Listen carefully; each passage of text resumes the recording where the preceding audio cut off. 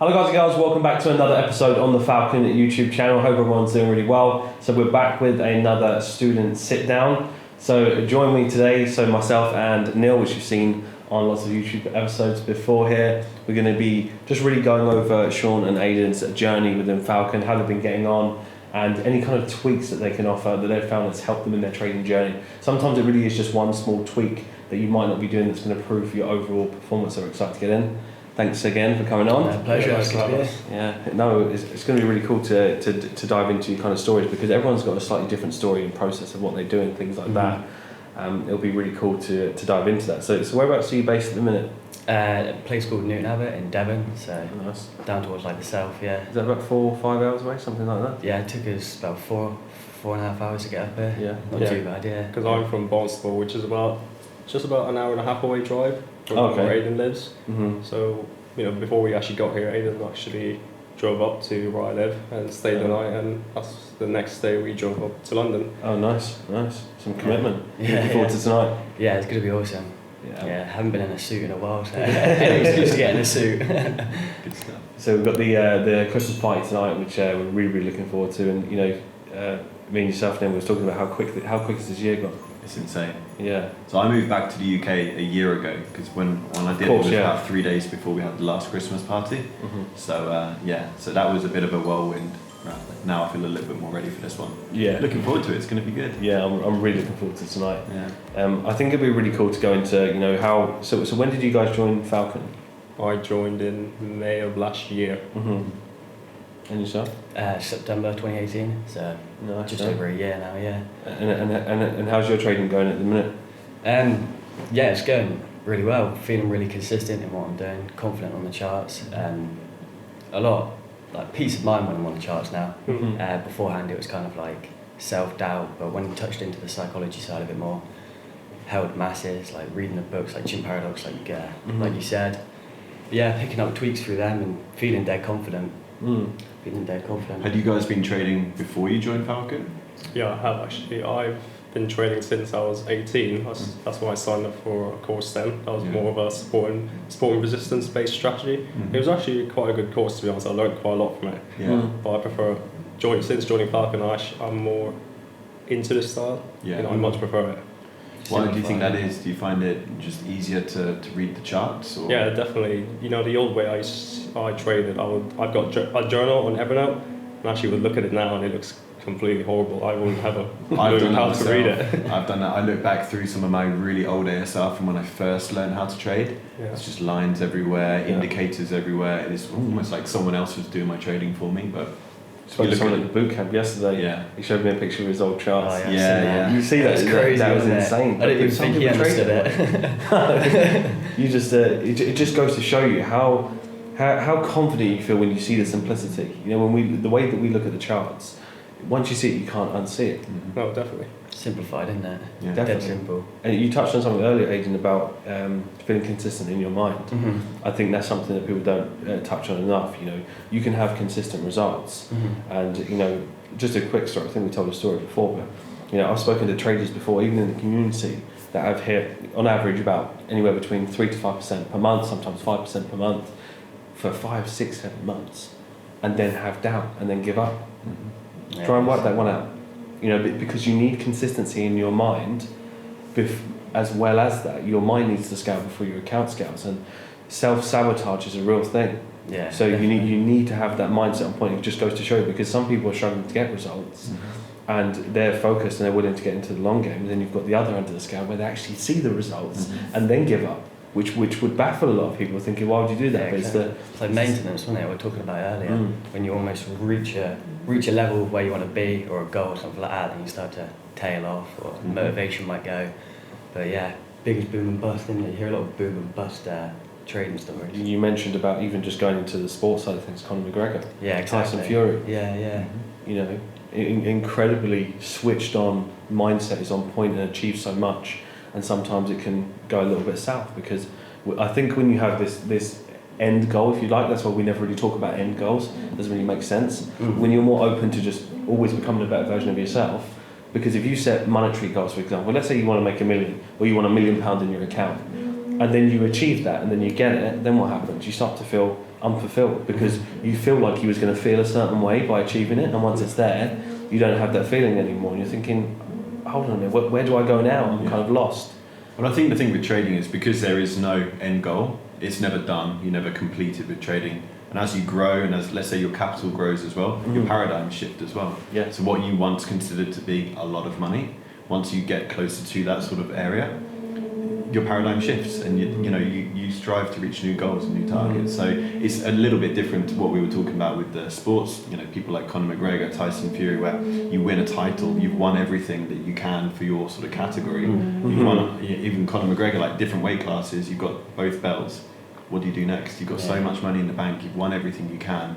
I can imagine that it's quite easy to fall into like depression or just go off the tracks a little bit. So, develop some bad habits and things like that. That complacency creeps in. Definitely.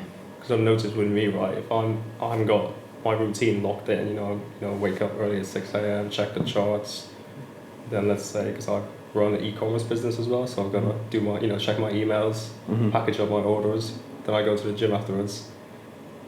I feel like my day's actually a lot better because I have some days where I actually slack, and then the whole day is ruined. And then you have to be careful. You notice the difference, yeah. You have to be careful because once you get into that routine of slacking, it just goes downhill afterwards. That routine is so important. I remember for myself when I first went to become a full-time trader, I went from having a very, very busy day, wake up early, do my forecasting, do some content before going to work from 9 to 5, come home, gym, then do more work in the evening. Like that overnight, I just had all the time in the world to be a trader. And I seemed to get less done then when I had all the time in the world to do it than I did beforehand. So keeping yourself productive and keeping yourself accountable to a routine is so underrated, I think, in this industry. I mean, you're a successful trader, you have been for many, many years. What do you do now that you did from the very beginning that's kept you on track? Forecasting. Yeah. That's the first thing that comes to my mind straight away, because that is the one thing that I always made sure that I'd done. Even when I worked in Canary Wharf, I used to leave at 5:30 in the morning, so I left very, very early. And I've been in other jobs where I can leave a little bit later. But one thing I always made sure that I took care of is the morning and the evening, because the middle part of the day I couldn't control, because there was always times where I might be able to have my phone to look at trades and things like that. I could have a 4-hour period where I could look at things, and then sometimes I couldn't look at my phone for 6 hours. But as long as I took care of that morning and I took care of that evening routine, I knew my goals before. So before I went to bed, I knew exactly what I wanted to do for that day, whether it be gym, etc., something to do with back testing, something to do with my trading, journaling, ASR. As long as that morning routine and the evening routine was kept, it took care of itself. I literally can't go to sleep without looking at the charts and making sure that I know what I'm doing in my goals. Like bookending your day with productivity and things that you're in control of is a massive positive confluence for success. A book that I've recently read as well is The 5 AM Club by Robin Sharma, and he actually covers this point as well by make sure that your morning and your evening routine are as productive as they can be, and the rest of the day should take care of itself, especially for those that have a 9-to-5 job, because pretty much everyone who is aspiring to be a full-time trader has a 9-to-5 job, so and it's something that a lot of people want to do. It's one of their main goals to achieve, but like you say, you can't control what happens in the middle of the day. If you get called out to meetings, Exactly. An important deadline gets put on your desk at the last moment, you can't control that, so you can't be on the charts, you can't be checking your phone for trading view and things like that, but your morning, your evening, that's completely in your control. That's what I used to do when I still had the job, and it definitely helped sped up the process to becoming a full-time trader. Definitely. I mean, that difference of 15, I'm talking 15 minutes from 5:15 to 5:30 to make. I remember there were times where I'd be eating breakfast almost ready to leave, ready to go, and it's like 18 minutes past 5, thinking I've got to leave at 5:30, and even if I didn't get 15, I could even just get 10. I would make sure I get something, regardless, because not everything's going to be perfect. I'd make sure I know I need to see the charts. I need to look at what are my top 3 out of the top 6, what are the main focus for today. I'd map those out, flag that. I was using e-signal at the time, but trading obviously transitioned to trading view, but just flagging those things and knowing exactly what I'm doing, that helped me massively. Even confirming to yourself that perhaps you don't need to be that active in the markets that day, because I mean, we all know now that the markets don't move that quickly. So even if you, like you say, you have like 10-12 minutes in the morning, you don't have half an hour to check the charts, you can still look on there, look at your top 6, your wildcards that you've got forecasted from the night before, and be like, nothing's ready, nothing's in an area of value that I'm happy with, and then just go to work and not really have to worry about it. Yeah, I think we can tell that. How do you both sort of cope with that? Your routine or watch list? How do you kind of deal with your watch list? Do you kind of flag things?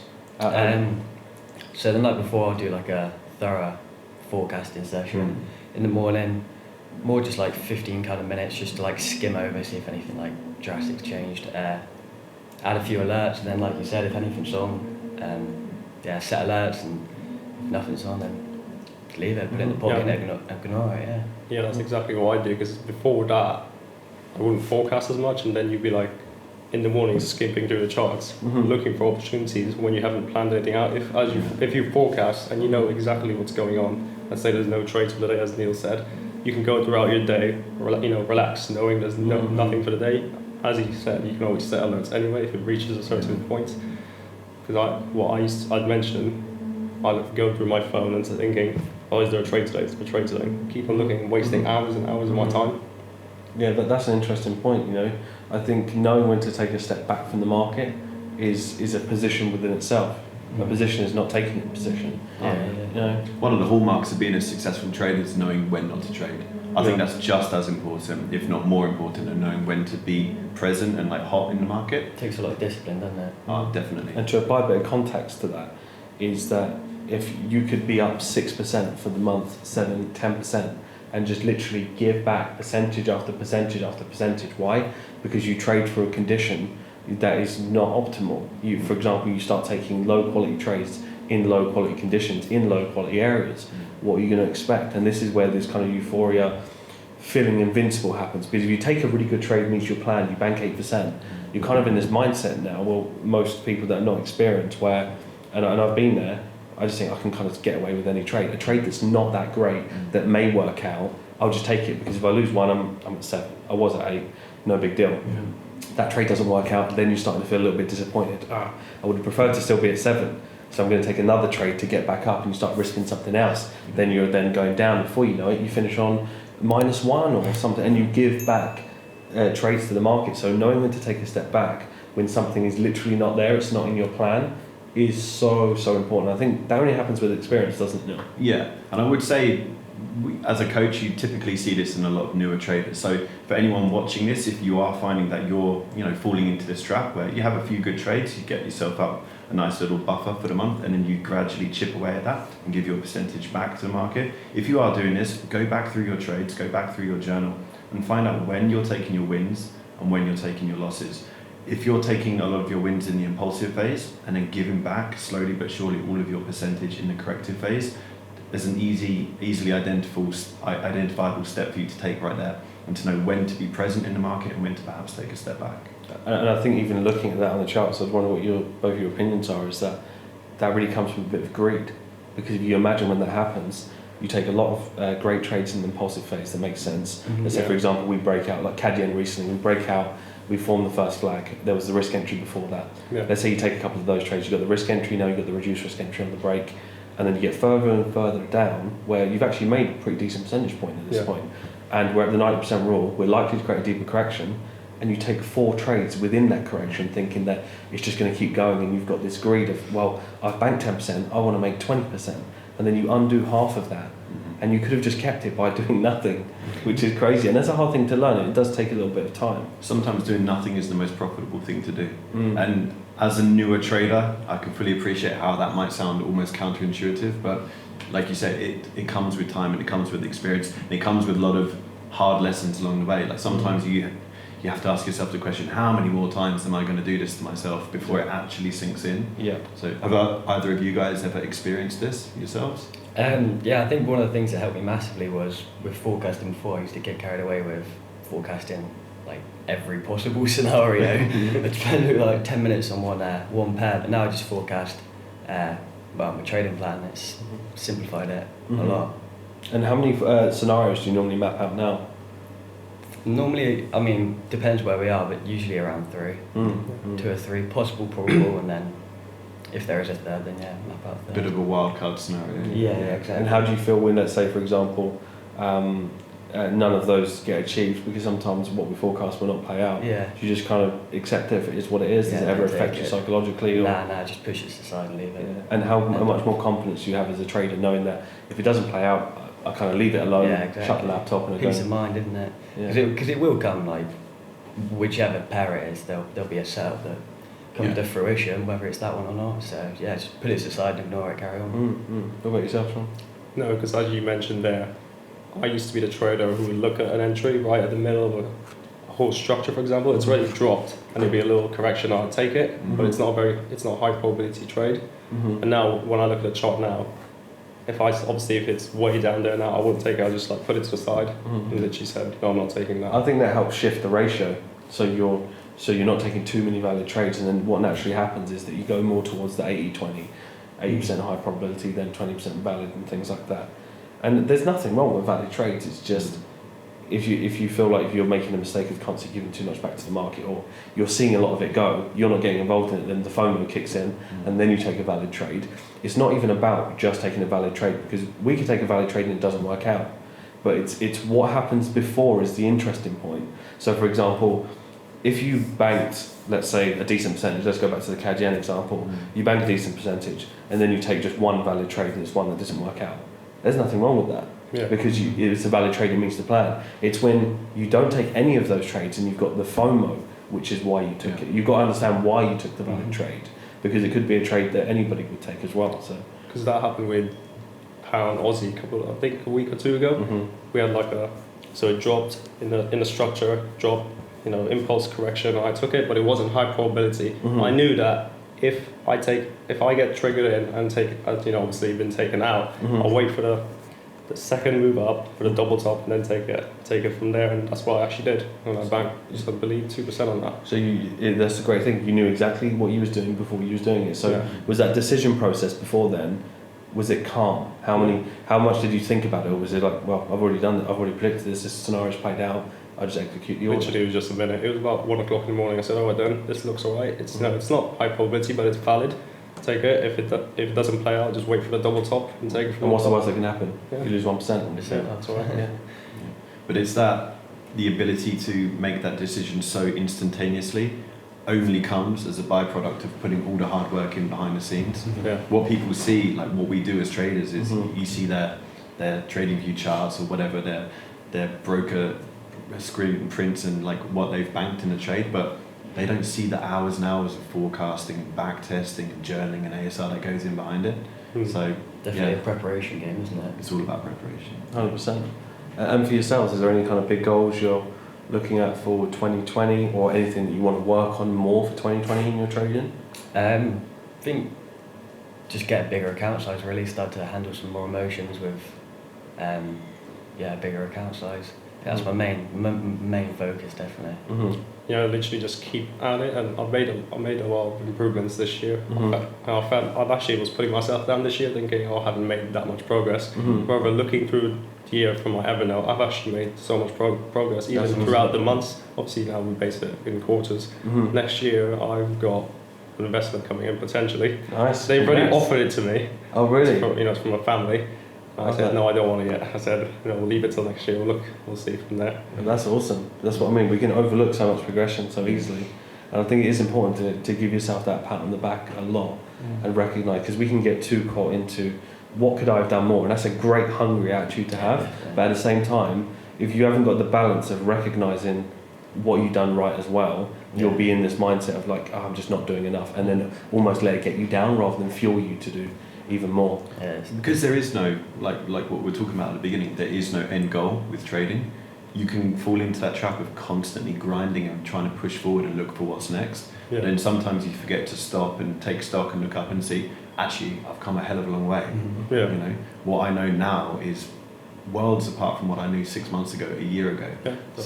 It's like Mark's saying, it's so important to reward yourself from time to time and be like, that's great. But it's fantastic news about the investment as well. That's sick. And also a very mature decision to be like, that's great, but not right now. I'll get that soon as well, because I think a lot of people would just see the dollar signs essentially and be like, yes, now. But if you know deep down inside that you're not quite ready for it yet, and it would be smarter to push it back a little bit. I think that's a great long-term decision that you're making right there. It's long-term thinking. You're not infatuated with the short-term gratification, which is what most people do, and those are the people that lose. The people that win, they stick around for the long game always.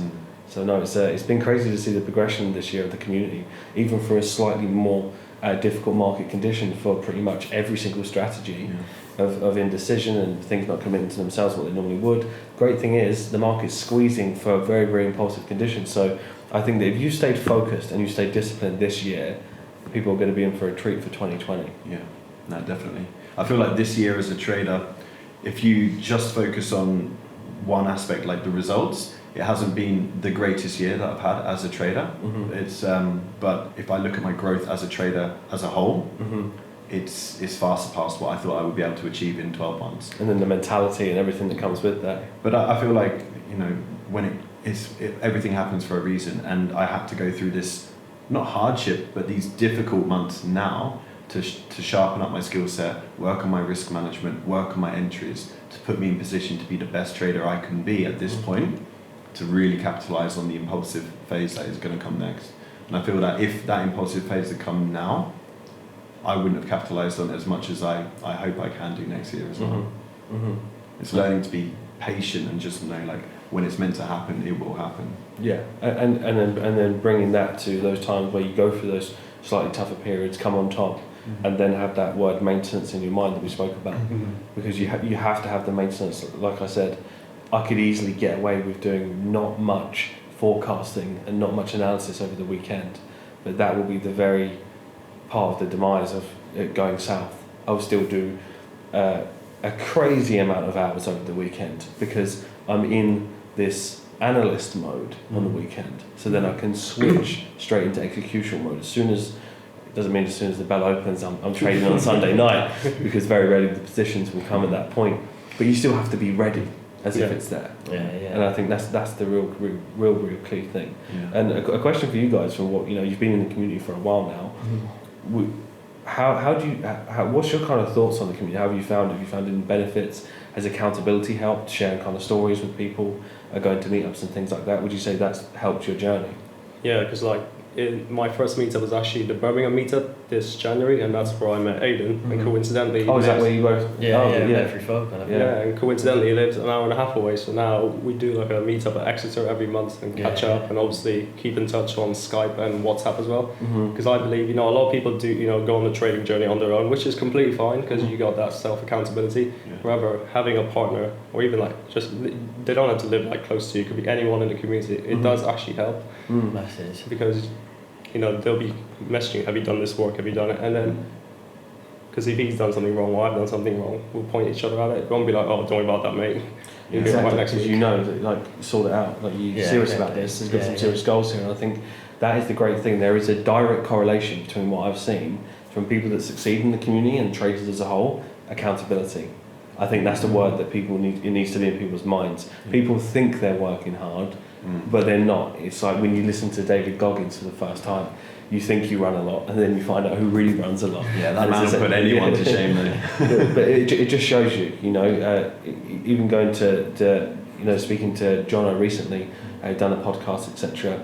He went through 18-hour days, and then still when he's by the desk and he's falling asleep, putting in the hours in. So I think the important thing is to look at that and realise there's a direct correlation between people that just persist longer and they just make what they can with what they've got. If you've got a limited amount of time, if you've got kids, make it happen. I mean, we can go what we spoke about, the excuses folder, right?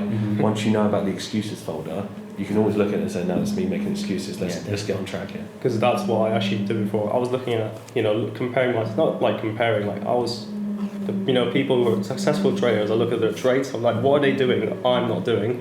And literally you can easily pick out, oh yeah, I'm not doing that, and that's why probably the journey's been a bit longer. There's nothing wrong with that. I've been doing it for 4 years now, and it's taken me quite a while. There's people doing it here, but that's completely fine. People, what I would recommend to people is just keep at it and never give up. But you got to be on it. You can't be just that's why having an accountability partner is good, because you can be forever completely doing it wrong and for 10, 20 years, and you're just wasting quite a lot of time. Exactly. That's what I love about you guys. You're not flirting with the idea. You're doing it. You wouldn't be here today or yesterday, etc., if you weren't serious about it. So I think it's going to be a very exciting 2020. Yeah, it's going to be awesome. Looking forward to it. Yeah, excited. But again, really appreciate you both coming on. Excited for your growth to next year and level up that account, and of course your investment coming. So honestly, congrats. I really appreciate it. Honestly, smashed it. Yeah, appreciate it. Hey guys. Yeah. Guys and girls, I really hope you enjoyed another sit down. Again, we want to document as much as possible so you can see the growth, see the transformation, because it's not easy. It doesn't happen overnight, but if you can be persistent and you realise that your mindset develops, but in order for your account to scale, your mind needs to scale first. You have to feel consistent before you become consistent. And it's happening, so excited guys. Hope you enjoyed this episode, and we'll speak to you all soon. Have an incredible weekend.